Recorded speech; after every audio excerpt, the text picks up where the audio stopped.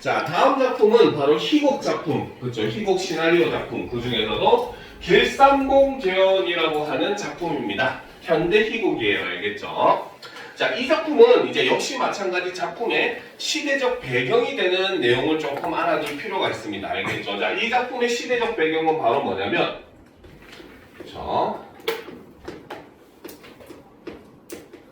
적 배경은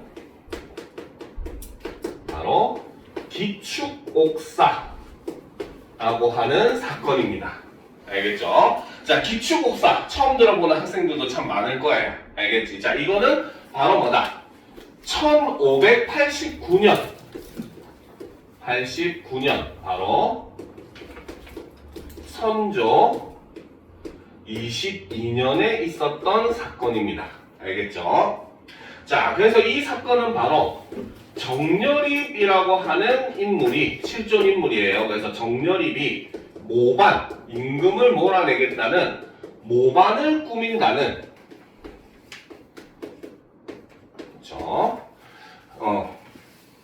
바로 고변에서, 사실은 거짓말이었다는 거죠. 그래서 고변에서 이제 촉발된 사건입니다. 알겠죠? 자, 그래서 이제 2년 남짓한 기간 동안 굉장히 이 사건으로 인해서 그렇죠, 2년 정도의 시간 동안 그렇죠, 수많은 동인들이 죽음을 맞게 됩니다.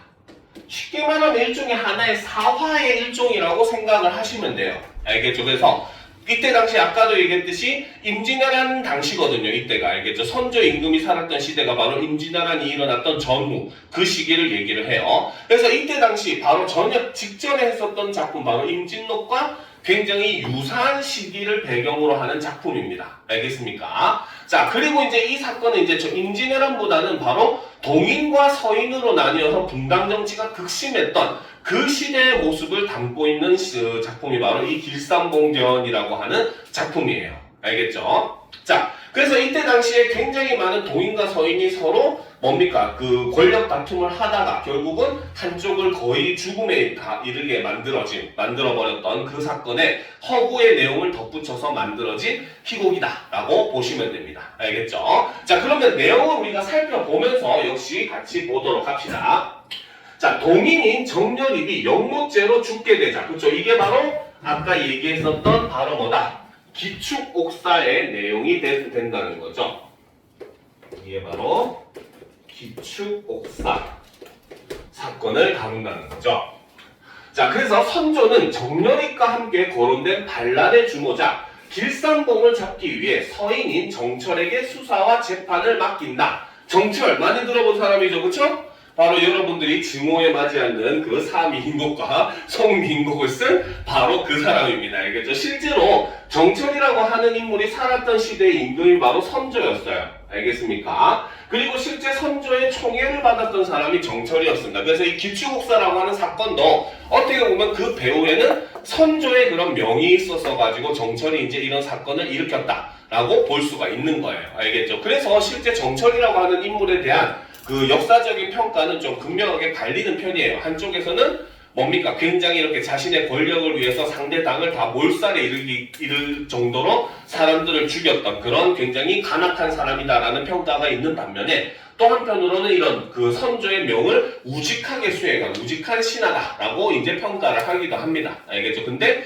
이 사람들이 다 공통적으로 하는 거는 정철은 술을 너무나 좋아했다. 라는 겁니다. 알겠죠? 어느 정도로 좋아했느냐. 실제 일화가 조선왕조실록에 기록이 돼 있는데 어느 날 선조가 이제 정철이 하도 술을 마시고 사고를 치니까 정철한테 이제 요만한 조그마한 은으로 만든 술잔을 하나 딱 주면서 얘기합니다. 앞으로 너는 매일 하루에 요 술잔에 한 잔씩의 술만 마셔. 이렇게 얘기를 하죠. 그랬더니 정철이 어떻게 했느냐? 그 은잔을 망치로 얇게 두드려가지고 펴가지고 이만한 사발을 만들어서 하루에 한 잔씩 마셨다 하는 일화가 전해질 정도로 굉장히 술을 좋아했던 사람이죠. 즉 여러분들 괴롭히는 그 사미인국, 송미인국 전부 다 술 먹고 쓴 작품이다. 유배 가서 술 먹고 쓴 작품이다라고 보시면 됩니다. 알겠죠?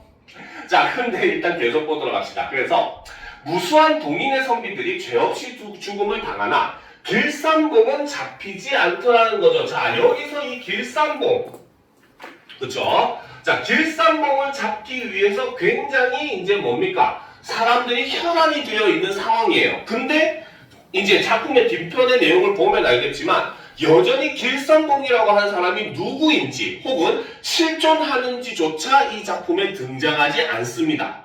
알겠습니까? 그렇기 때문에 바로 이 길산봉이라고 하는 인물, 그쵸? 자, 길산봉이라고 하는 인물은 사실은 바로 뭐다? 실존하는지조차 알 수 없는 인물이고, 그쵸? 그렇기 때문에 선조는 바로 뭐다? 이 길산봉이라고 하는 인물로 의심되는 사람을 모조리 붙잡아서 죽이게 됩니다. 알겠죠? 그렇기 때문에 이 길산봉으로 의심되는 사람을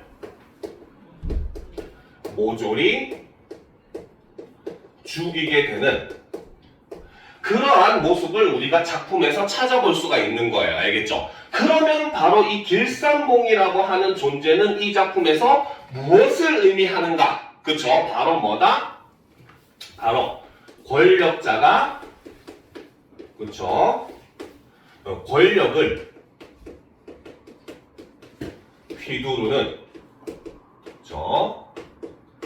허구의 명분에 해당한다 라고 볼 수가 있더라는 겁니다. 알겠죠? 실제로 존재하는지도 모르면서 뭡니까? 길산봉이라고 의심만 되는, 즉 바로 뭐다? 쉽게 얘기하면 이거죠. 자신의 정치에 걸림돌이 된다고 생각되는 사람은 전부 다 어떻게? 길산봉으로 의심된다는 이유로 몰아서 죽이게 되는, 이걸 이제 좀 어려운 말로 얘기하면 메커시즘이라고 얘기를 하거든요. 실제 우리가 메커시즘이라고 하는 실제 미국의 사건이 있었습니다. 이건 존 메커시라고 하는 하원 의원으로부터 나타났던 사건이었는데, 존 메커시가 활동했었던 그 시대는 바로 냉전이 굉장히 첨예하게 대립했던, 미국과 소련이 공산주의와 자유주의로서 첨예하게 대립을 했었던 바로 그 시기였어요. 알겠죠? 그때 이 존 메커시라고 하는 사람은 굉장히 권력에 대한 욕심이 굉장히 컸었던 사람입니다. 그래가지고 이 사람이 어떤 짓을 벌이냐면은 자기에게는 미국 안에 그 국회의원을 하고 있는 사람들 중에서 공산당원에 등록되어 있는, 즉 우리의 적군인 소련의 그 첩자로 의심이 되는 사람들의 명단이 있다라고 사람들에게 허구로 발표를 해버립니다. 알겠죠? 그리고 이 사람이 굉장히 그 언론을 굉장히 잘 이용했었던 이유가 바로 뭐냐면, 딱 이제 뉴스가 이제 우리가 신문에서 발행을 하려면 최소한 보통 저녁 대여섯 시쯤에는 원고를 마감을 한 다음에 그 다음에 그거를 빠르게 이제 기사화 시켜가지고 다음날 아침에 신문에 인쇄를 해가지고 쫙 전국에 뿌리게 되거든요. 알겠죠? 그러니까 딱 자기가 이제 뭡니까? 자신의 정치의 인생에서 방해가 되는 사람은 전부 다 공산당원으로 몰아가지고 그 사람들을 음해를 하는데, 그 발표를 항상 마감 직전에 발표를 해요. 저녁 한 4시, 5시쯤에. 알겠죠? 그러니까 기자들은 어때? 그 사람의 발표가 사실인지 거짓인지 확인할 시간이 없다는 거야. 왜? 신문이 하는 역할이 뭐니까 최대한 빠르게 소식을 전해가지고 특종을 보도해야지 신문이 잘 팔릴 거 아니에요. 그죠? 그러니까 이 사람들이 확인할 시간이 없다 보니까 그냥 그 사람들의 말만 믿고 마구마구 신문에다가 그 사람이 공산당원이다, 그 사람이 소련의 앞잡이다, 이런 식으로 신문에 기사를 내보낸 거예요. 그런 식으로 해가지고 일종의 쉽게 얘기하면 마녀 사냥을 했었던 그런 사람이고, 그때부터 이렇게 어떤 존재를 마녀 사냥하는 거를 메커시즘이라고 얘기를 합니다. 알겠죠? 그러니까 바로 이 길산봉이라고 하는 인물, 사실은 실존하지 않지만 바로 뭐다? 사람들에게 있어서 권력을 이끌어는 하나의 명분이자 도구에 해당하는 역할을 해버리는 일종의 메커시즘의 역할을 해버렸던 그러한 명분이다라고 볼 수가 있다는 겁니다. 알겠죠? 자, 그러면 이런 걸 염두에 둬야지 우리가 이 작품을 깊이 있게 이해를 할 수 있고, 이런 얘기를 하면 또 여러분들은 머릿속에 떠오르는 작품이 있어야 돼요. 바로 뭐다? 이강백의 파수꾼이라는 작품, 여러분들 배운 적 있죠? 거기 보면 뭐다? 이리가 나타났다라고 하면서 마을 사람들을 공포에 몰아넣고, 사실은 그게 하얀 구름이었음에도 불구하고, 그죠? 마을 사람들을 공포를 통해 가지고 통치하는 권력자의 모습을 풍자한 희곡이 바로 이강백의 파수꾼이었는데, 그 이강백의 파수꾼에 나오는 이리와 같은 역할을 하는 게 바로 이 길산봉이다라고 볼 수 있습니다. 무슨 말인지 알겠죠? 자, 계속 보도록 합시다. 자, 그래서 길산봉은 잡히지 않고 심지어 그가 누구인지 실존하는지조차 불확실하다. 그러던 중 정철은 처사 최영경을 길산봉으로 의심해 체포한다라는 거죠. 자, 국청. 그렇죠. 어느 사람 신문하는 자리죠. 최영경이 자리에 있다. 코러스들이 최영경을 둘러싼다. 술병을 손에 쥔 정철, 잔뜩 취해 있다. 그죠? 아까 얘기했듯이 술을 굉장히 좋아하는 그런 정철의 모습을 반영을 했고, 그리고 이러한 모습을 통해서 바로 뭐다? 사실 지금 죄인을 신문하는 자리에 술이 취해 왔다고 하는 것은 바로 뭡니까? 그 사람의 결백 여부는 상관이 있더라 없더라? 없다라는 거죠. 알겠습니까? 그래서 이 국청 자리가 바로 뭐다? 술에 취해 있다는 것은 바로 국청 자리가, 그렇죠? 진실과는 무관하다 라는 걸 우리가 이런 모습을 통해서 볼 수가 있다는 겁니다. 알겠죠? 자, 그래서 정철이 얘기하죠. 길산봉 상장군의 몰골이 형편없이 상했고요. 그래서 지금 바로 뭐다? 여기서는 바로 정철은 최영경을, 그렇죠? 쏘리. 바로 최영경을 길산봉으로 의심을 하고 있다는 거죠. 혹은 확신을 하고 있다라고 볼 수 있다는 거죠. 그렇죠? 자, 몰골이 형편없이 상했구려. 역시 그대의 역당은 그 뿌리가 깊소이다. 무고를 주청하는 상소가 끝이 없으니 말이요. 자, 호탕히 웃으며 하하하. 없는 죄를 엮는 일이 여간 쉽지는 않으리다라는 거죠. 지금 고문을 당하는 자리에서도 이 최영경이라고 하는 인물은 굉장히 당당한 모습을 보여주고 있습니다. 그렇죠? 여기서 우리는 최영경의 당당한 태도를 볼 수가 있고, 이를 통해서 바로 뭐다? 자신의 결백을, 그렇죠? 이렇게 표현하고 있다. 나는 그만큼 당당하고 죄가 없는 사람이다 라고 이야기하고 있다 라고 볼 수가 있더라는 거죠. 자, 계속 보도록 합시다. 자, 생사 앞에서 그리 담대한 것은 그대의 성품이요 기질이요. 자, 읍조리듯 생사를 잊은 지 이미 수십 년이라. 그렇죠? 즉 바로 뭐다? 목숨을 내놓고 있은 지 바로 오래되었다. 그렇죠? 지금 이 뭡니까? 붕당 정치의 그런 첨예한 대립 상황이 굉장히 오래되었다라는 걸 나타낸다는 거죠. 자, 비웃음. 과연 중림총에 응거하는 현자라는 소리를 들을만 하고요. 자, 이렇게 얘기를 하면 표면적으로는 상대방을 굉장히 현자다라고 칭송하는 것처럼 보이잖아. 그치? 근데 앞에 뭐가 있어? 괄호 열고 비웃음이라고 얘기를 하고 있습니다. 그렇죠? 그 말은 바로 뭐다? 상대를 진짜 칭송하는 것이 아닌 일종의 단어적 표현이다 라고 볼 수가 있다는 거예요. 상대를 비웃는 표현이다 라고 볼 수 있는 겁니다. 알겠죠? 자, 이황종의 서찰에 줄줄이 시국에 대한 비분관계의 글이 난무하던데, 그대 또한 그와 뜻을 같이 아는가 서찰을 내보인다. 자, 최영경 타령을 읊듯 태평하게 혹은 옳고 혹은 아니 옳고 그대들의 쓸개 빠진 당파 싸움에 비분관계하는 마음은 그의 것이 나의 것이나 병수를 물린 것은 나의 도량이 그에 미치지 못하니요라는 거죠. 즉 바로 뭐다? 당신이 가지고 온 이 서찰의 내용은 보기에 따라서 달라진다. 그러니까 굳이 죄 없는 나를 괴롭히지 마라는 의미가 그 속에 들어간다는 겁니다. 즉 바로 뭐다? 바로 최영경은, 그렇죠? 바로 무엇이다? 당파 싸움으로, 그렇죠? 점철된 정치 상황에 대한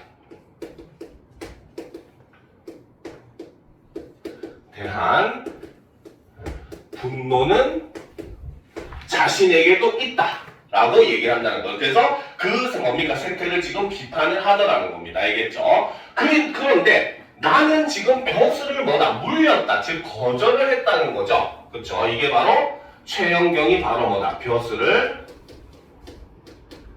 거절한 이유. 즉 최영경이라고 하는 사람은 바로 뭐다? 정치권에 발을 들이지 않았던 사람이라는 거죠. 그죠? 근데 그런 사람들조차 찾아내가지고 이렇게 자신들의 뭡니까? 정권에 방해가 된다는 이유로 탄압을 하고 이렇게 죽이려고 하고 있는 그런 모습을 보이고 있습니다. 자, 중림에 묻혀 현실 정치가 분당의 패싸움인데 더러운 오물이네 하고 말하기는 쉬운 법이요. 그죠? 즉 바로 뭐다? 밖에서 보면서 이제 뭡니까? 그렇게 왈가왈부 하는 거는 누구나 할 수 있다. 쉬운 일이다라는 거죠. 그렇죠? 그건 근데 틀린 말은 아니죠. 왜? 여러분들도 우리가 분당 정치가 잘못됐다고는 알고 있지만 만약에 여러분들이 그때 당시에 권력을 잡고 있는 권력자였다면 과연 분당 정치에 휩쓸리지 않고 중립을 유지할 수 있었을까?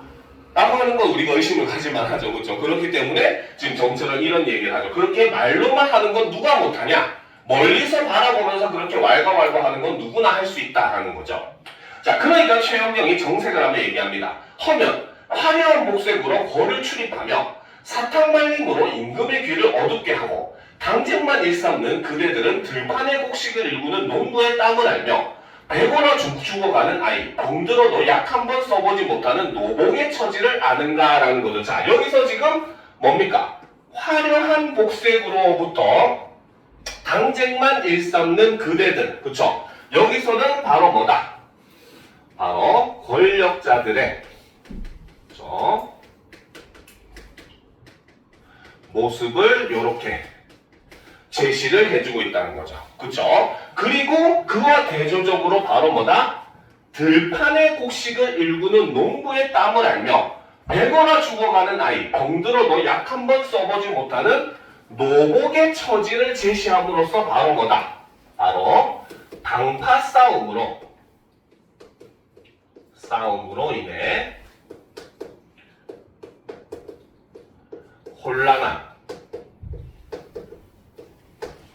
정치 상황 때문에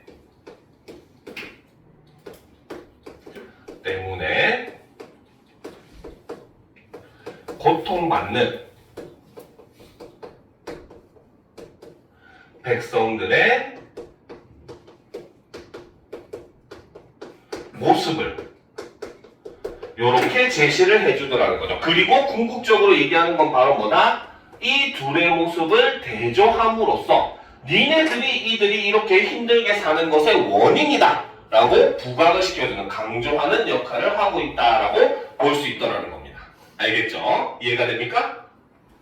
자, 그러면 계속 보도록 합시다. 아니, 밤마다 피를 토하며 세상 끝날 날을 노래하며 뒹구는 백성의 울부짖음에는 왜 답이 없는가? 즉, 백성들의 현실을 외면하는 정치를 비판을 하고 있는 거죠. 두 귀가 멀쩡한데 왜 귀를 쳐막고 있는가? 아주 그냥 강하게 얘기를 하고 있습니다. 자, 그랬더니 이제 또 정철이 대답을 하죠. 뜻만 있으면 무엇하오? 행함이 없으면 다 헛것인 것을, 즉 바로 뭐다? 사람이 말로만 해서는 안 된다. 직접 행동을 해야 된다라는 거죠. 그대가 헛것을 논하다니 허허. 헛것을 핑계삼아 선비의 목을 치는 그대가 라는 거지. 그래서 여기서 이 헛것이라고 하는 것은 바로 무엇이다? 바로 허울뿐인, 그쵸? 뿐인 대의 명분으로 상대를 단합하는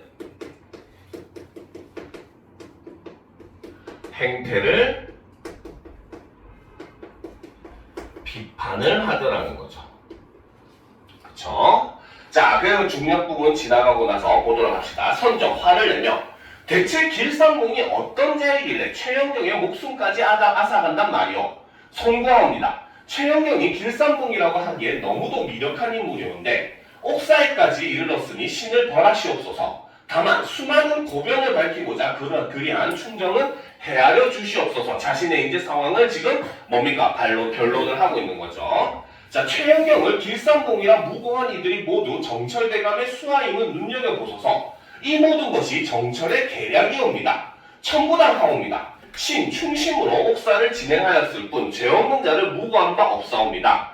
충심을 자한다는 위관이 어찌 술에 취해 공초를 진행하였사옵니까? 라는 거, 이것이 바로 술에 취한 그런 행태를 지금 비판을 하는 거죠. 정철을 당장 파직하옵소서. 전하, 신의 사사로운 허물을 들추어 어의를 흐리고자 하는 관계이옵니다. 이 서찰 앞에서도 그런 무례한 말을 한단 말이요. 자, 그래서 증거로서 서찰을 가지고 왔다는 거죠. 자, 이산에 선조에게 서찰을 건넨다. 선조 펼쳐들고 보다 안색이 묘연해진다. 최영경이 즉 길상봉이라고 상소하면 벼슬 걱정은 하지 않아도 될 것이다. 그렇죠? 이게 바로 뭐다? 서찰의 내용이라는 거죠. 즉 이 내용만 우리가 보더라도 바로 뭐다? 최영경을 뭡니까? 길상봉으로 몰아서 일부러 죽이기 위해서 이런 흉계를 꾸몄다라는 걸 알 수 있는 증거물이라는 거죠. 즉 바로 뭐다? 정철의 그쵸? 계략에 의한 고초였음을 증명을 하는 증거로서 기능을 하고 있다는 거죠. 자, 그런데 이제 뒤에 내용을 보면 알겠지만 결국 이 사찰의 내용 때문에 바로 뭐다? 정철이 권력을 잃게 되는 계기로 작동을 한다라고 볼 수 있는 겁니다. 알겠죠? 자, 그럼 계속 봅시다. 송강의 필체가 분명히 그렇게 말하고 있어옵니다. 아니옵니다. 전하, 모함이옵니다. 어릴 적 문의였던 제가 어찌 송강의 필체를 모르겠나이까. 그래서 송강이 바로 정철이에요. 정철의 호가 송강 정철입니다. 자, 필체를 도색하는 것은 따라하는 것은 일도 아니옵니다. 왜 우리 사극 같은 데 보면 필체를 따라가가지고 막 일부러 뭡니까 위조 문서 만들고 하는 거 나오죠. 그쵸? 자, 일찍이 이산에는 정렬입의 서가 정철과 이산의 문이 불꽃이 튈 듯 부딪힌다. 바로 두 사람의 뭐다? 외적 갈등의 모습을 바로 뭡니까? 바로 비언어적 표현을 통해서 표현을 하고 있다는 거죠. 비언어적이라고 하는 건 언어가 아닌 그렇죠? 행동이나 표정이나 그렇죠? 이런 것들을 통해서 인물들의 외적 갈등을 드러낸다라고 볼 수 있다는 거죠. 자, 위관. 그런데 정렬입은 동일인가 서인인가? 머뭇대다. 전우의정 정원신의 혈족이니 동인이라 할 만하옵니다. 최영경은 어떠하오? 사이 초야에 근거하는 이가 동서의 부분을 알겠습니까? 그대를 동인백정이라 하던데 어찌 생각하오? 그렇죠? 바로 여기서 말하는 그대가 뭡니까? 바로 정철을 얘기를 한다는 거죠. 즉 바로 뭐다? 백정이라고 하는 거는 동물들을 잡아가지고 이제 뭡니까? 고기를 만드는 일종의 소고기를 소를 도축하는 그런 사람을 백정이라고 해요. 그래서 이때 당시 조선시대에는 백정은 굉장히 천한 직업으로 취급을 합니다. 천민보다도 더 천한 직업으로 취급을 하죠. 그렇죠? 그래서 여기서 이 동인백정이라고 하는 정철의 별명은 바로 뭐다? 바로 정철이 기축옥사를 통해 수많은 동인들을 제거했다는 것을 보여주는 하나의 별명이다라고 볼 수 있다는 거죠. 자, 그래서 그대를 동인백정이라 하던데 어찌 생각하오? 천부당 만부당 하옵니다. 역무를 막고자 한 소인의 충정을 헤아려 주옵소서. 사이 이산의 대감 그대가 위관을 맡게 지엄하게 정철의 관직을 폐하고 사가에서 위리안치하게 하라. 또한 최영경을 무고한 이들을 반자율로 다스리라라는 거죠. 자, 여기서 지금 바로 뭐다? 선조가 그렇죠? 바로 정철의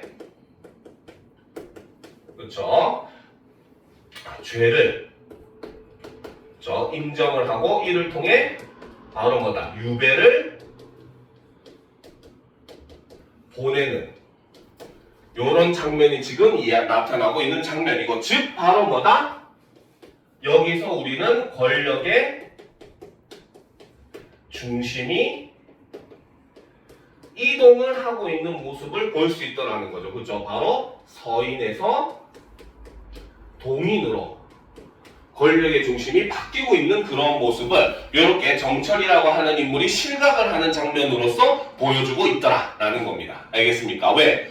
서인의 가장 핵심적인 인물, 주체적인 인물이 바로 정철이었기 때문에 그 정철을 몰아내는 장면을 통해서 권력이 변화하고 있다, 이양이 되고 있다라는 걸 볼 수 있다라는 거죠. 자, 어지를 받들겠나이다. 전하, 이는 모함이옵니다. 전하. 선조, 이사내에게 웃음을 보인다. 이사내, 기쁨에 함께 웃는다라는 거죠. 그렇죠? 자, 여기서 우리는 한 가지 생각해 볼 필요가 있습니다. 알겠죠? 즉, 바로 뭐다? 선조는 자기가 그렇게 총애하던 정철을 어떻게? 유배를 보내면서도 어떻게 하고 있다? 이사내에게 웃음을 보이더라는 거죠. 그렇죠? 그 말은 바로 무엇을 뜻한다? 바로 정철을 이렇게 실각시킨 것은 선조가 사실 이미 이전부터 어떻게 한 거다? 꾸며낸 것이다 라는 걸 볼 수 있다는 겁니다. 무슨 말인지 알겠죠? 즉, 여기서 웃음을 보이는 장면은 바로 무엇이다? 바로 정철의 실각은 사실 선조가 의도한 것이라는 거죠. 그쵸? 그것도 모르고 이사내는 바로 뭐다? 권력을 갖게 되었다고 기쁨에 함께 웃고 있는 그런 모습을 보여주더라는 겁니다. 알겠죠? 자, 선조, 갑자기 웃음을 거두며 위가는 무엇 하는가? 길산봉이 날뛰고 있지 않은가? 해가림이 얼마 남지 않았으니 어서 길산봉을 잡아들여라. 자, 놀라 횃불을 밝혀라. 인도를 달구고 고변된 자들을 끌고 와 형틀에 묶어라. 길산봉을 잡으라는 어명이시다. 선조 여유롭게 웃는다. 결국 이게 마지막 핵심 장면이라는 거죠. 그렇죠? 지금 바로 뭡니까? 길산봉을 잡아들이는 과정에서 사실은 정치적으로 걸림돌이 되는 사람들을 길산봉으로 뭡니까? 몰아가지고 그 사람들을 다 죽이게 된 거야. 그 첫 번째 타겟이 바로 타겟이 동인들이었죠. 그렇죠? 그런데 그 타겟이 이제 점점 어디로 옮겨가고 있다? 서인들로 옮겨가고 있어요. 그럼 결국 결과적으로 동인과 서인이 전부 다 완전히 다 공멸해지는 그런 모습을 보여주죠. 그렇죠? 그러면 이 과정에서 진짜 이득을 본 사람은 누구? 선조라는 겁니다. 무슨 말인지 알겠습니까? 즉 바로 뭐다? 여기서 선조가 여유롭게 웃는 이유는 바로 뭐다? 바로 길산봉이라고 하는, 그렇죠? 이라는 인물을 찾는 과정은 사실은 바로 뭐다? 선조가 동인과 서인들을 제거해 권력을 자신에게 집중시키는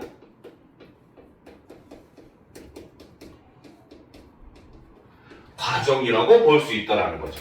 알겠습니까? 그러니까 결과적으로 가장 이득을 본 사람은 선조이고 이 모든 것은 바로 뭐다? 선조의 계략에 의해서 전부 의도된 것이다. 즉 권력자들이 바로 허구의 그런 대상을 통해 가지고 자신의 권력을 더욱더 공고히 하는 모습, 아까 얘기했던 바로 그 이강백의 파수꾼에서 극명하게 드러나는 그런 모습들이 이 길산봉전이라고 하는 희곡에서도 여전히 똑같이 등장을 하고 있습니다. 알겠죠? 그러니까 여러분들이 이렇게 다른 작품들과 함께 연관성을 가지고 작품들을 보게 되면 문학을 보는 눈이 넓어져요. 알겠죠? 결국 여러분들에게 필요한 것은 바로 그러한 눈입니다. 알겠습니까? 자, 그런 걸 염두에 두면서 다음 작품으로 넘어가 보도록 합시다. 자, 교술문학. 그렇죠? 교술문학은 바로 일종의 현대로 따지면 수필의 일종이다라고 보시면 됩니다. 알겠죠? 자, 그러면 바로 율정설이라고 하는 그 수필을 한번 보도록 하는데, 자, 율정설 작품을 들어가기 전에 율정설, 바로 이름에 설이 들어가죠. 그렇죠? 바로 설이라고 하는 장르에 대해서 하나 알고 들어가면 여러분들이 도움이 많이 됩니다. 바로 설의 특징을 우리가 보도록 합시다. 자, 무슨 설 하면은 여러분들이 중고등학교 때 많이 배웠던 작품 중에 하나 있죠. 이옥설 같은 작품들, 그치? 자, 설이라고 하는 것은 고전 수필의 일종입니다.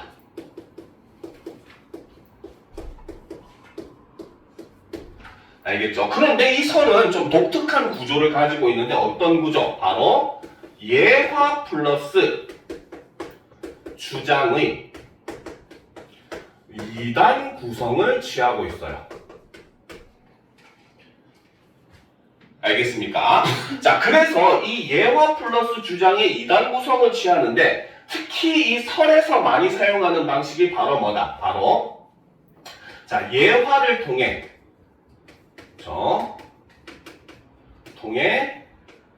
깨달은 점을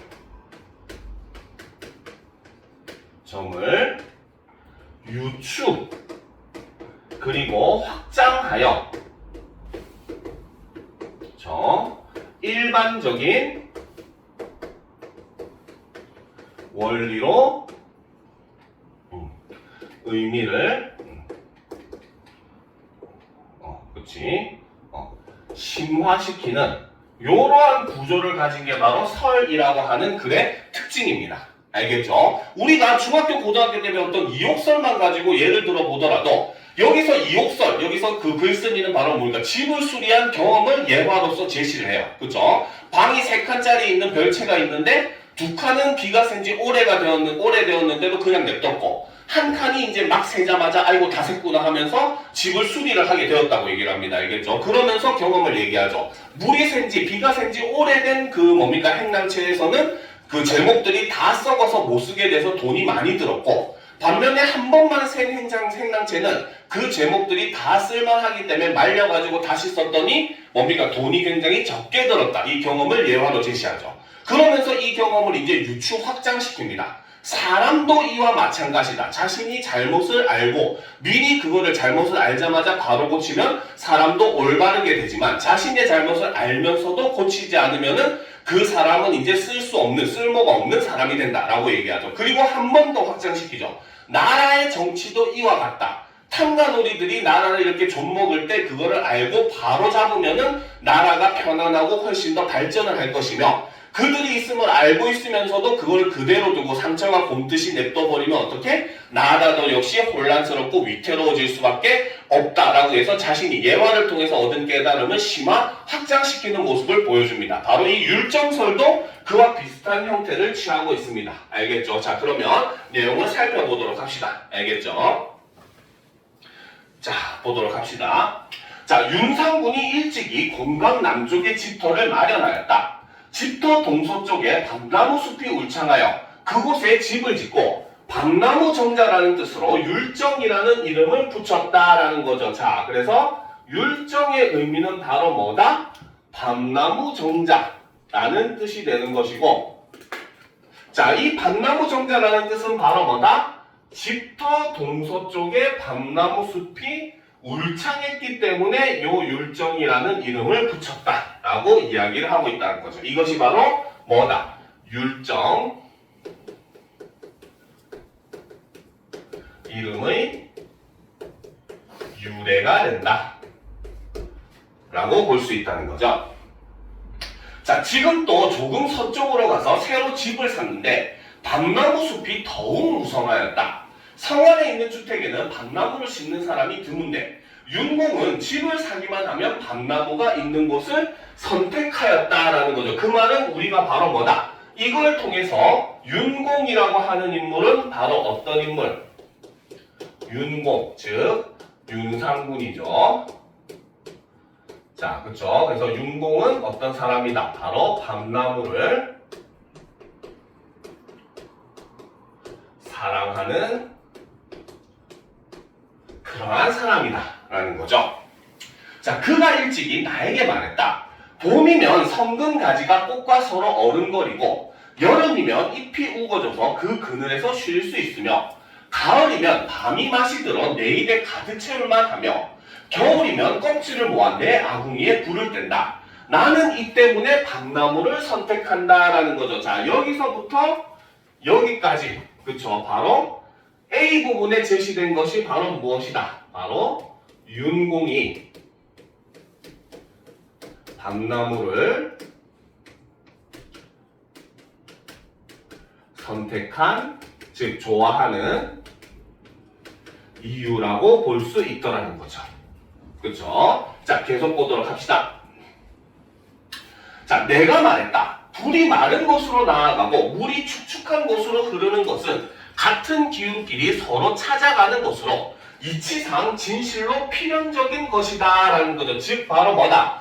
여기서 방금 얘기했던 자, 불이 마른 곳으로 나아가고, 그쵸? 그 다음에 물이 축축한 곳으로 흐르는 것은 같은 기운끼리 서로 찾아가는 것이다. 즉, 이것이 바로 뭐다? 자연의 섭리이다. 라고 이야기를 한다는 거죠. 자, 그러니까 바로 이치의 뭐다? 이치상 진실로 필연적이다. 맞는 것이다. 라는 거죠. 대개 그 숭상하는 바에 있어서 사물과 나 사이에 차이가 없는 것은 어쩔 수 없는 이다. 왜 그러한가? 하늘과 땅 사이에 풀이나 나무가 나는 것은 모두 한 기운이기 때문이다. 그런데 그 뿌리와 싹과 꽃과 열매가 나고 자라고 피고 맺히는데 어려움과 쉬움, 빠름과 느림이 제각각 다르다. 유독 밤은 만물 중에서 가장 늦게 난다. 자, 이것이 바로 뭐다? 밤의 특징이라는 거죠. 그렇죠? 이것이 바로 밤의 특징이라는 거죠. 그렇죠? 자, 나무를 심기가 매우 어렵고 오랜 시간이 걸리지만 자라기만 하면 쉽게 성장하며 그렇죠? 잎이 매우 늦게 피지만 피기만 하면 쉽게 녹음을 이루며 꽃이 매우 늦게 맺히지만 맺히기만 하면 쉽게 풍성해지며 그렇죠? 자, 열매가 매우 늦게 열리지만 열리기만 하면 쉽게 거둘 수 있으니 대개 사물이 이지어지고 채워지며 빠지고 더해지는 이치를 보여주고 있는 것이다. 윤공은 나와 같은 해에 과거에 합격했는데 그때 나이 이미 30이 넘었다. 즉 바로 뭐다? 윤공이라고 하는 사람 자체가 바로 뭡니까? 늦은 나이에 과거에 급제를 해서 정계에 진출을 한 그런 사람이다 라고 얘기를 하는 거죠. 자, 그러다가 40이 넘어서야 처음으로 벼슬에 나갔으므로 사람들은 모두 늦었다고 하였으나 윤공은 벼슬에 나아가 더욱 충실히 하였다. 그러다가 선대 임금께서 먼저 공을 알아보셨는데 크게 쓰이게 되어서는 하루 동안에 9번 승진하여 높은 지위에 올라 중책을 담당하게 되었으니 이것은 별로 손질을 하지 않았는데도 무성하게 뻗어나간 나무와 같은 것이다 라는 거죠. 즉 바로 뭐다? 윤공은 여기서부터 그쵸? 자, 중책을 담당하게 되었으니 여기까지. 자, 이 부분은 바로 뭐다? 윤공이라고 하는 그쵸? 인물의 특징을 이렇게 제시를 해주는 거죠. 그쵸? 근데 이게 방금 앞에서 말했던 뭐와 같다? 밤과 동일함을 이렇게 보여준다는 거죠. 둘 다 바로 뭐다? 늦게 그쵸? 나지만 크게 이루어지는 그러한 특징을 가진 게 바로 윤공과 밤나무의 공통점이고 그러니까 윤공이 밤나무를 어떻게 할 수밖에 없다? 좋아할 수밖에 없다라고 이야기를 하더라는 겁니다. 즉 앞에서 얘기했던 바로 뭐다? 서로 성질이 같은 것끼리 모이는 것은 자연의 섭리인데 그렇기 때문에 윤공이 밤나무를 좋아하는 것은 자연의 섭리와도 같다, 이치와도 같다라고 이야기를 하더라는 거죠. 자, 계속 보도록 합시다. 자, 그 기틀을 세우는 것이 처음에는 어려웠으나 그 성취하는 것이 뒤에는 쉽게 된 것이니 대개 이 밤나무의 꽃과 열매와 같은 점이 있다라고 하면서 바로 뭐다? 바로 처음에는 어려웠으나 그 성취하는 것이 쉽게 된 것. 이게 바로 윤공과 밤나무의 공통점이 된다.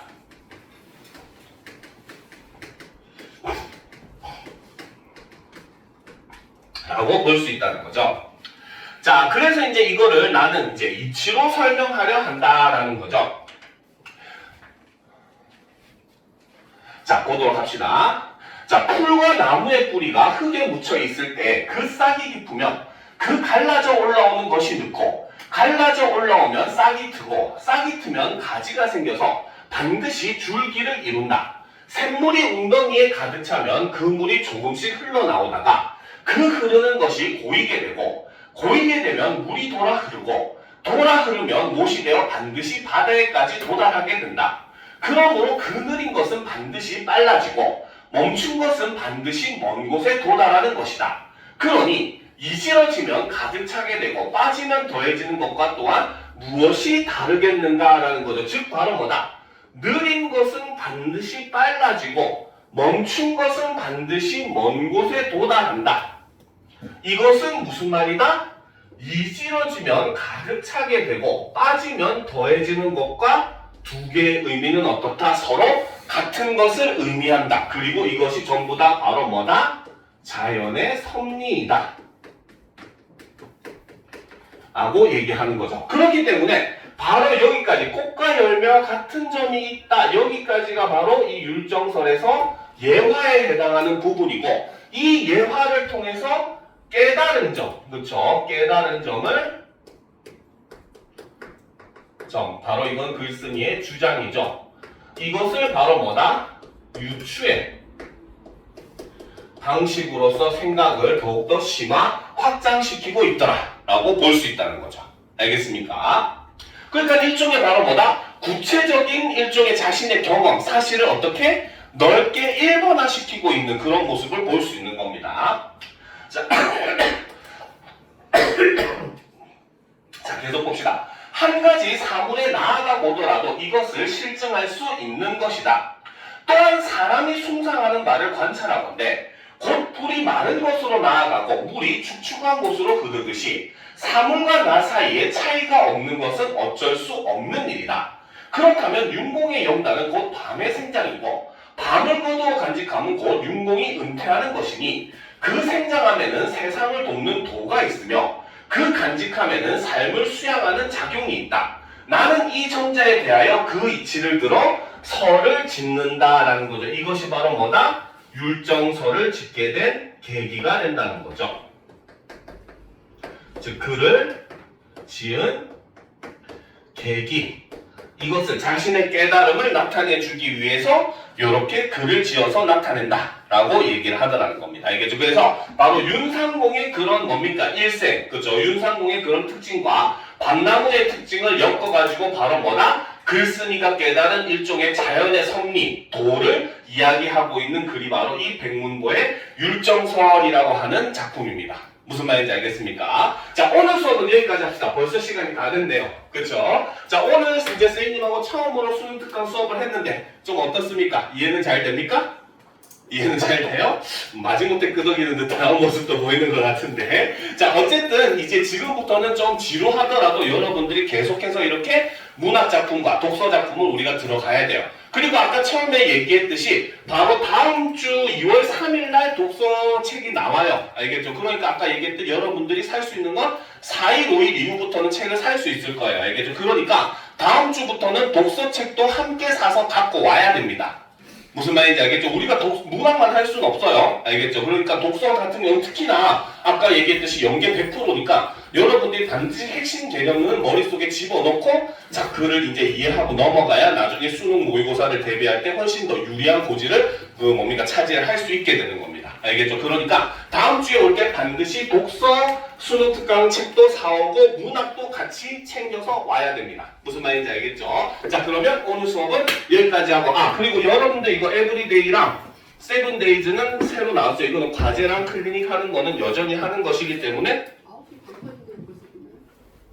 시간을 잘못 봤네. 쏘리 선생님. 쏘리. 시간을 잘못 봤네요. 선생님이 9시인 줄 알았네. 그렇지? 쏘리. 좋다 말아버렸네. 그렇지? 일단 책은 나눠줄게요. 선생님 시간을 잘못 봤네요. 9시까지인 줄 알았어요. 습관이 이래서 무서워요.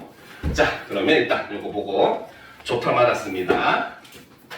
자, 그 다음 또 책도 받고 일단 또 한 작품만 그러면 더 이어서 우리가 한번 보고 마무리하도록 합시다.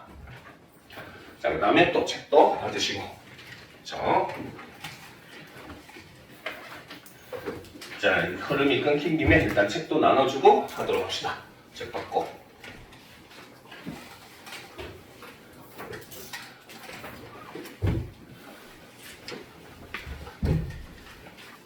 좋다 말아버렸네요.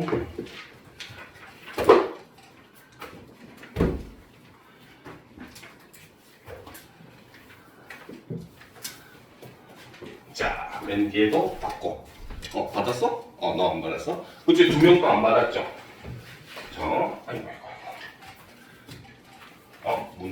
한 권이 없네. 일단 안 받았지. 받으시고요. 요거 에브리데이 문제편 하나는 이따 마치고 선생님이 챙겨줄게요. 알겠지? 쌤한테 혹시 까먹으면 얘기하세요.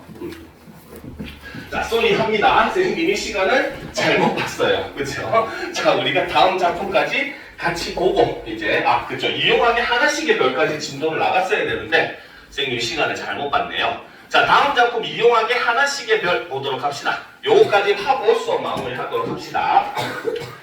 자, 이용학 시인. 자, 이용학 시인 하면은 이 사람도 여러분들이 시 경향을 알아두면 굉장히 도움이 되는 사람입니다. 알겠죠? 자, 이 사람도 바로 일제강점기 시인입니다.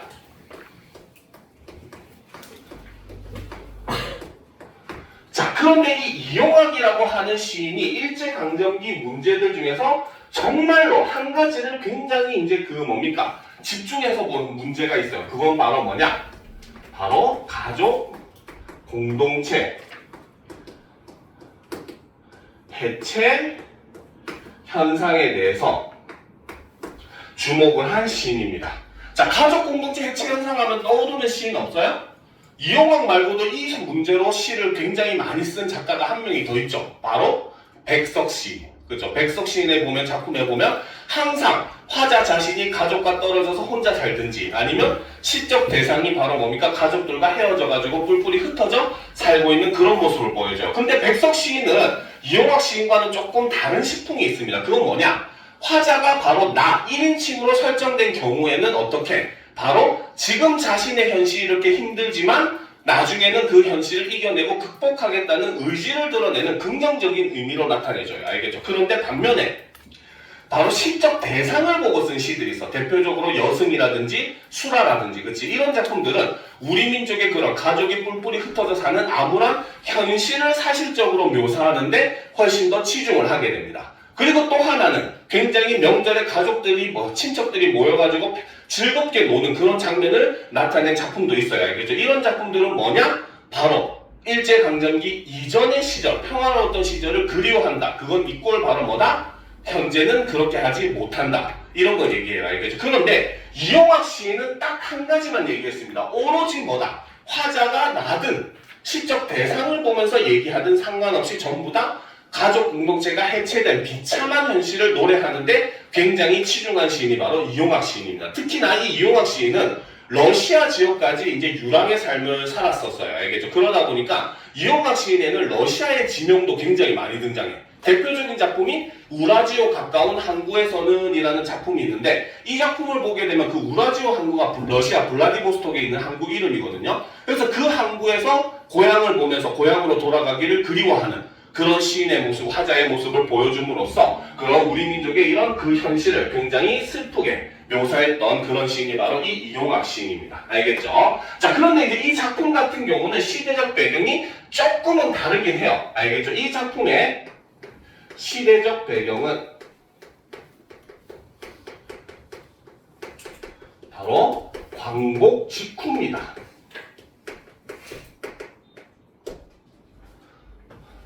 알겠죠? 자, 그러면 이제 우리가 이러한 시대적 상황, 그쵸? 실제로 우리가 광복을 하게 된 거는 우리의 힘이 아니었어요. 솔직하게 얘기하면. 이런 얘기하면 가끔씩 쌤님 매국노인가요? 이렇게 얘기하는데 그렇죠? 근데 이건 현실입니다. 어쩔 수 없어요. 그렇죠? 실제로 우리나라가 1945년 8월 15일 날 광복을 맞이하게 된 거는 실제로 이제 일본이 나중에 이제 2차 세계대전에서 패색이 굉장히 짙어지게 되니까 결국은 이제 마지막에 미국을 건드려버리게 되죠. 바로 진주만 습격 사건, 공습 사건이 있었죠. 그렇죠? 그래가지고 미국이 빡칩니다. 그렇죠? 그래서 전쟁에 참여하지 않겠다고 했다가 본격적으로 전쟁에 그 전부터 물론 참여를 했는데 완전히 화가 나게 됩니다. 근데 사실 그 이면에는 미국도 한 가지 속내가 있기는 했었어요. 바로 뭐냐? 그때 마침 하필이면은 원자폭탄이 완성이 되게 됩니다. 우리가 새로운 무기를 얻었으면 뭐 하고 싶어?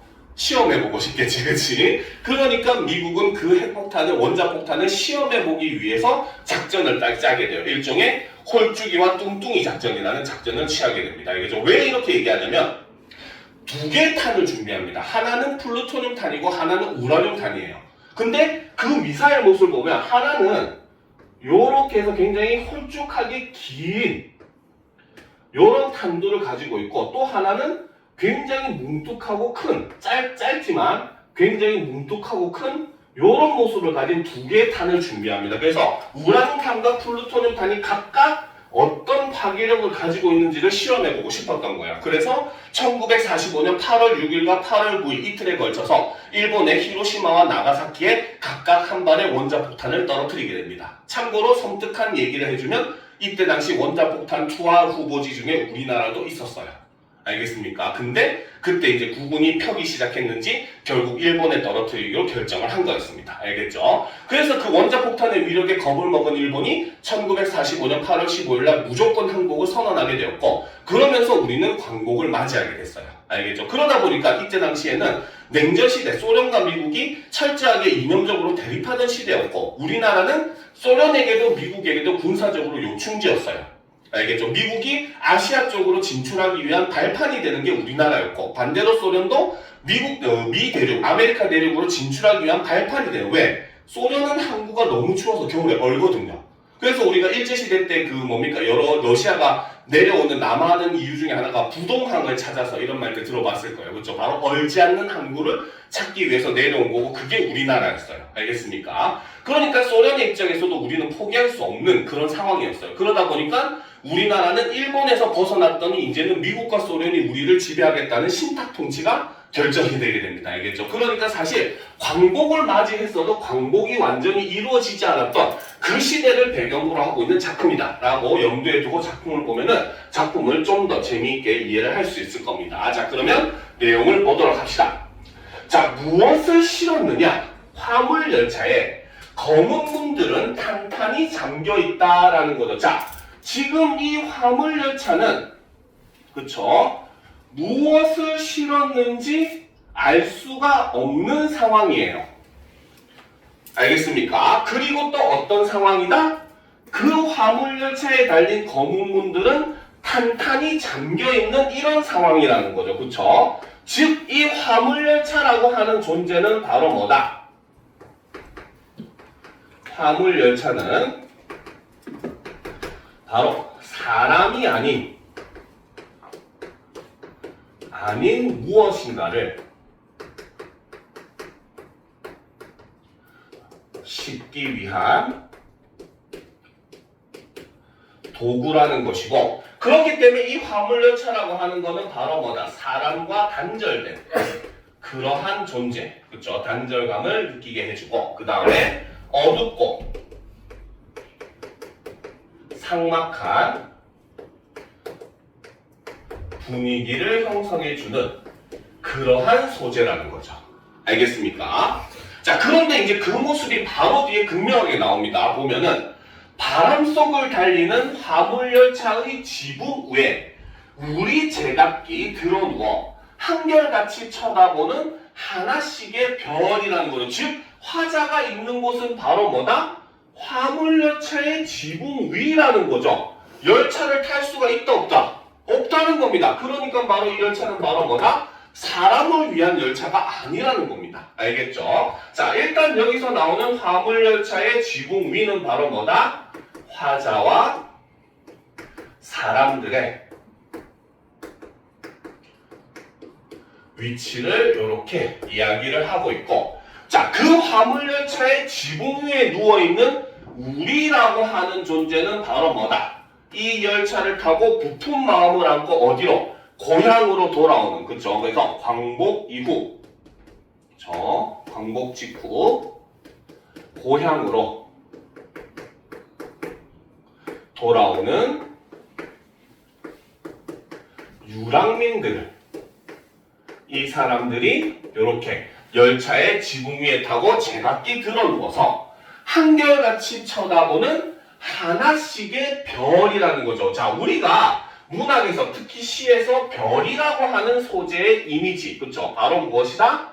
하나씩의 별이라고 하는 것은 그들이 가슴속에 하나씩 품고 있는 일종의 바로 뭐다? 삶의 희망이다 라고 볼 수가 있고, 혹은 그들이 그리워하던, 그쵸? 바로 그리움의 대상들, 그 대상은 가족이 될 수도 있고 고향이 될 수도 있겠죠.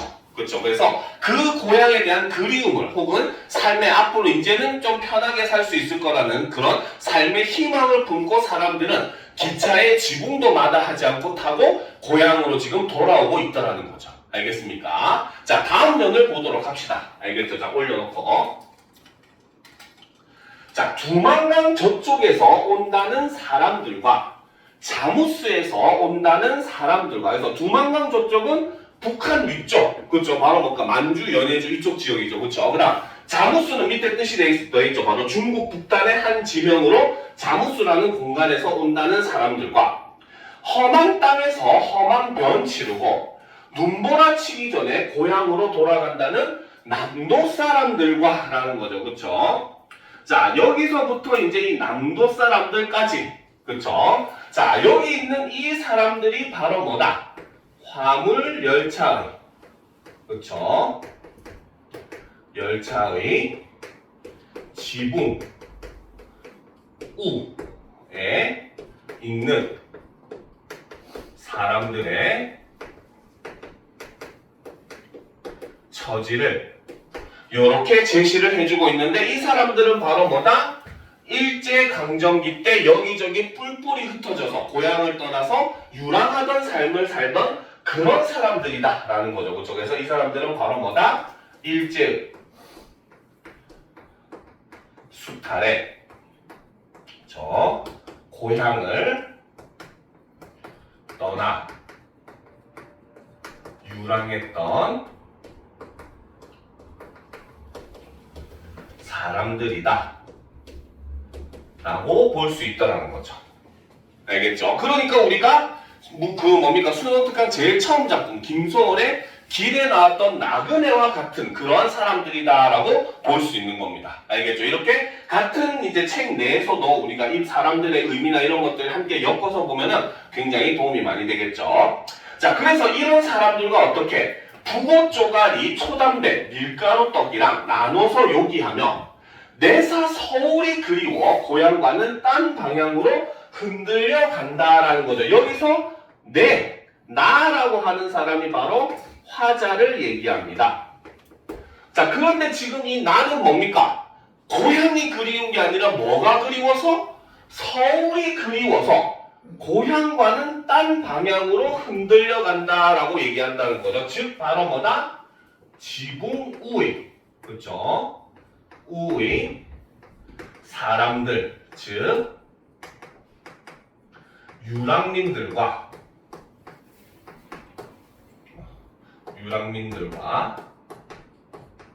다른 처지의 화자의 모습을 이렇게 제시를 하고 있더라라고 볼 수 있다는 거죠. 알겠습니까? 그런데 솔직한 말로 얘기하면 진짜 이 사람이 서울이 그리워서 이렇게 가고 있을까? 사실 여기에 우리는 하나의 의문이 생길 수밖에 없고 뭔가 다른 이유가 있을 거다라고 볼 수 있더라는 거죠. 자, 그러면 계속 보도록 합시다. 푸르른 바다와 거리거리를 서름 많은 이민열차의 흐린 창으로 그저 서로이 내다보던 골짝골짝을, 자, 여기서 푸르른 바다, 일단 색채 이미지가 제시가 되고 있죠. 그렇죠? 자, 그래서 이 푸른 바다와 거리거리를 서름이 많은, 그렇죠? 서름 많은 이민열차의 흐린 창으로 그저 서럽게 내다보던 이라고 하는 거는 과거, 현재, 미래 중에 언제? 과거의 모습이 되는 거죠. 그렇죠? 그래서 이 부분에서 얘기하는 것은 바로 무엇이다? 바로 과거. 그렇죠? 객지로 떠날 때의 모습을 이렇게 제시를 해주고 있다는 거죠. 자, 그래서 그저 서로이, 그래서 결과적으로 이때 고향을 떠날 때는 서러움에 복받쳤었다는 거죠. 그렇죠? 자, 그래서 그저 서로이 내다보던 골짝골짝을 갈 때와 마찬가지로 헐벗은 채 돌아오는 이 사람들과, 즉 이 사람들은 바로 뭐다? 잘 살기 위해서 고향을 떠났는데 결과적으로 돌아올 때도 처지가 나아진 것이 있더라 없더라? 없더라는 겁니다. 알겠죠? 그래서 헐벗은 채로 돌아왔다라고 하는 것은 바로 뭐다? 초라한 행색을 의미하고, 그 말은 바로 뭐다? 이 유랑의 삶이라고 하는 것은 그들의 삶에 아무런 변화를 이루지 못했다. 즉 광복전과, 그렇죠? 달라진 것 없는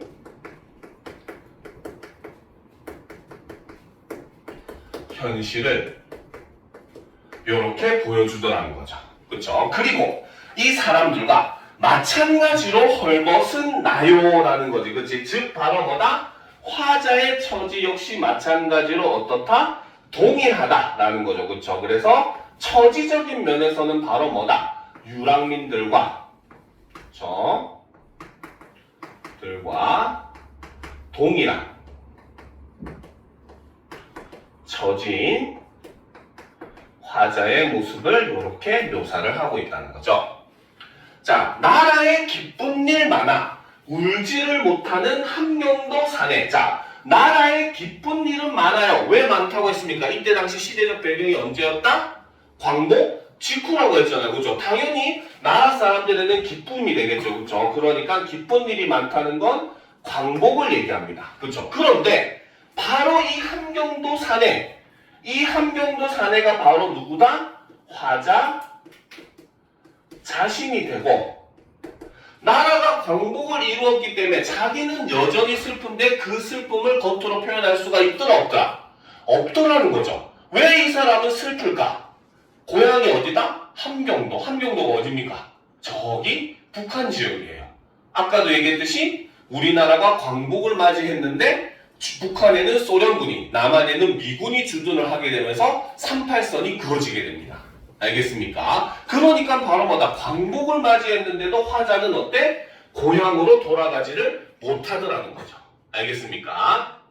자, 계속 보도록 합시다. 자, 총을 안고 볼가의 노래를 부르던, 그쵸? 볼가는 이제 러시아, 볼가강의 노래를 부르던, 자, 슬라브의 늙은 병정은 잠이 들었나? 바람 속을 달리는 화물열차의 지붕 위에 우리 제각기 들어누워 한결같이 쳐다보는 하나씩의 별이라는 거죠. 자, 이거는 바로 1년에 내었던 내용이 그대로 반복되는 순위상관의, 그렇죠? 구조를 보여주고 있더라라는 겁니다. 그렇죠? 자, 그래서 이제 여기서는 바로 뭐다? 변환기의, 역사적인 변환기의 불안한, 그렇죠? 사회 속에서, 그렇죠?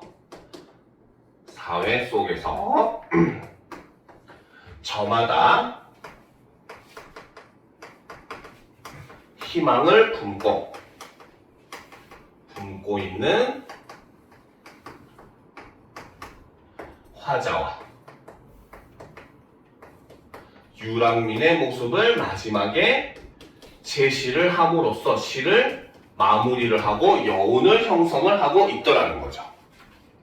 알겠습니까? 자, 그러니까 우리가 이 작품하고 여러분들이 함께 보면 진짜 좋은 작품이 바로 신석정의 꽃덤불이라고 하는 작품이 있습니다. 알겠죠? 이 신석정의 꽃덤불도 바로 광복 직후를 배경으로 하는 작품이에요. 여기서도 보면은 사람들은 이제 뭡니까? 사람들은 굉장히 이제 이상이 이루어졌다고 기뻐해요. 알겠죠? 그러니까 쉽게 말하면 광복을 이뤘다고 기뻐합니다. 그런데 화자가 생각하니까 진정한 이상향이 아니더라는 거죠.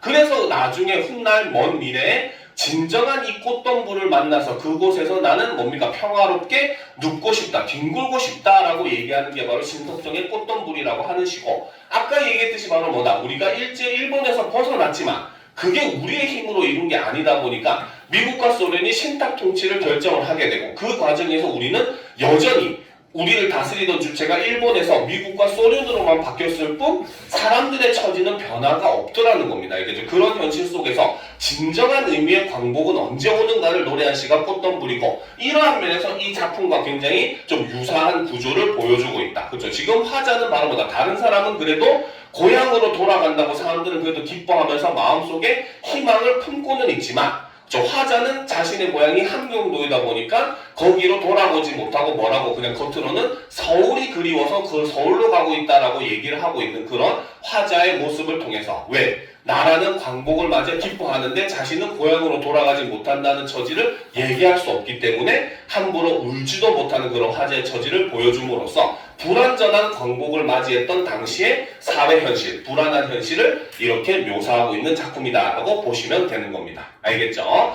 자, 일단 수업은 여기까지 하고 남은 시간 동안 한 10분 정도 오늘 본 건 그 복습을 하면서 알겠죠? 선생님한테 질문할 거 있으면 질문하고 마무리를 하도록 합시다. 알겠죠?